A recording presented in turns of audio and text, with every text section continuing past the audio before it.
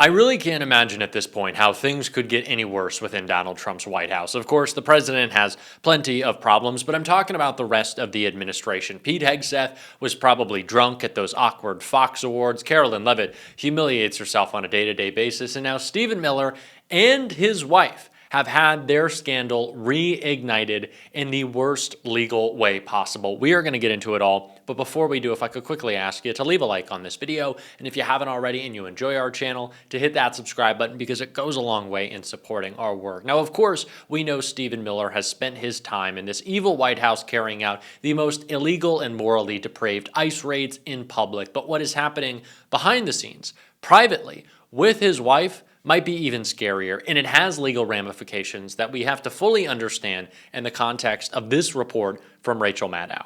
Cell phone spyware called Pegasus. It's spyware that infects your phone. They target your phone. You don't have to do anything wrong to be infected with it. You don't have to click on anything or do anything. They infect your phone with this spyware without you ever knowing it. Your phone shows no sign of it. And once they have infected your phone, they get access to everything that is on your phone and everything that you do with your phone. They can access its location at any time. They can turn on the microphone to hear what's happening where you are. They can turn on the camera to see you and what's around you. They can see all of the photos on your phone, all of your contacts, all of your messages, all of your notes to self, everything, even stuff that you might think is encrypted. It's not encrypted when you look at it on your phone. If you can look at it on your phone, they will have it. People close to Jamal Khashoggi were found to have been targeted, to have had their phones targeted with Pegasus software before he was murdered. Pegasus has been used to target opposition politicians and activists and lawyers and journalists all over the world, some of whom have subsequently been assassinated by despotic regimes. When this kind of a spyware surveillance tool emerged as a favored weapon for authoritarian governments and murderous dictatorships around the world, the Joe Biden administration banned the U.S. government from ever using that particular spyware or anything like it. Well, then Donald Trump was elected, and the Trump administration has now quietly reversed that ban. And indeed, they have now contracted with a company that makes exactly that same kind of spyware as Pegasus. And which part of the Trump administration is using it? Which part of the Trump administration has been given this surveillance tool? ICE. And are they using it just against immigrants? Yeah, right, as if. Headline in the Washington Post: ICE amps up its surveillance powers. ICE's acting director says the agency will deploy its elite investigative officers to probe anti-ICE protest networks. Former officials have expressed concern that ICE now has a green light not only to monitor immigrant communities, but also to carry out broad surveillance of Americans. Donald Trump wants to be watching you 24/7, which scares the shit out of me and should scare the shit out of you, considering this is by far the most anti-free speech administration we have ever seen. Donald Trump, of course, will stand up for anyone who's saying that Indian hate is cool or making, some disgusting joke that's racist, xenophobic, anything like that. But as soon as you criticize his administration or criticize our aid in funding the genocide that Israel has carried out, Donald Trump will lock you up and throw away the key. And Stephen Miller wants to give a justification for why they're doing that in the form of one of the most insane threats I've seen in a recent Fox appearance. Well, look, I hate to say it, Sean, but Democrat leaders are siding with the domestic terrorists. Antifa is waging, as I explained in that clip you played, daily violent assault against ICE officers.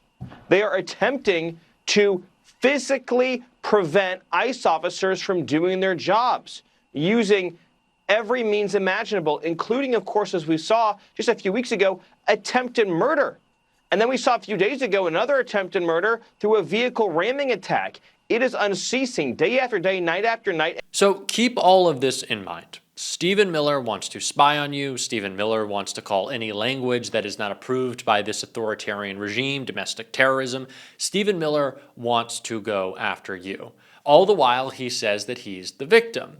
He is the victim of the mean attacks. He's the victim of his wife being stolen by Elon. And he's the victim now, apparently, of the distress that a 66-year-old woman has caused him and his wife. It's all blowing up in his face after this lawsuit has backfired.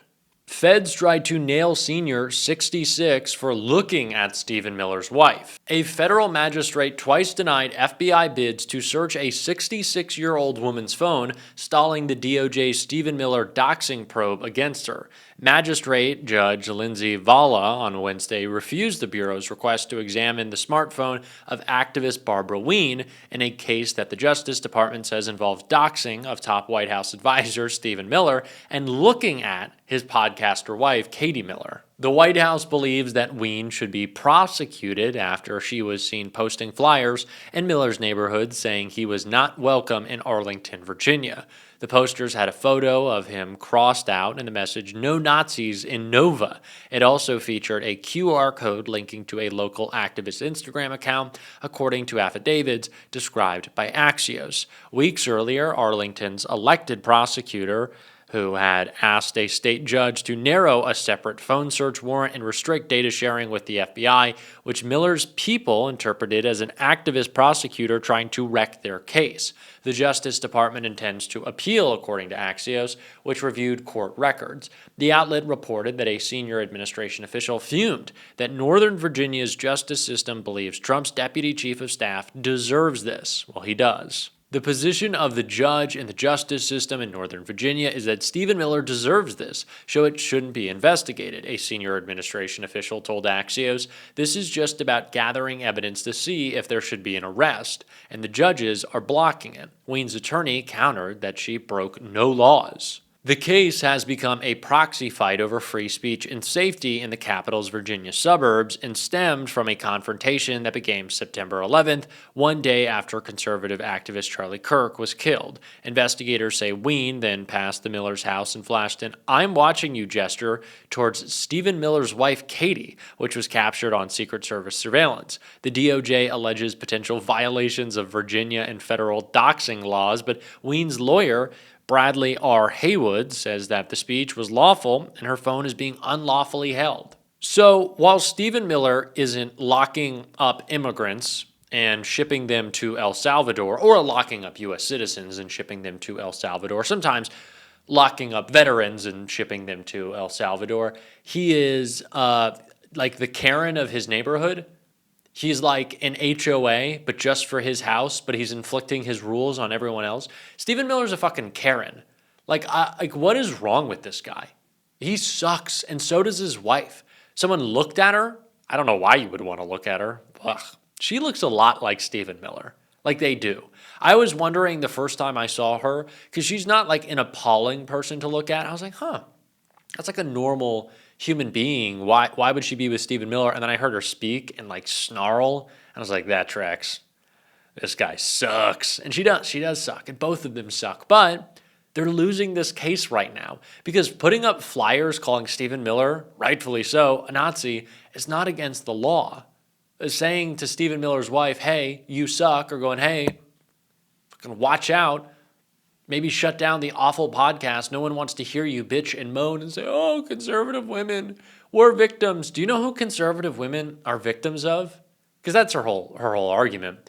Do you know who they're victims of? Other conservative women. Y'all oppress each other constantly. How brain broken do you have to be to vote for fucking Donald Trump as a woman? You either hate yourself, you hate other women, or you just hate brown people so much that you can't get out of your way.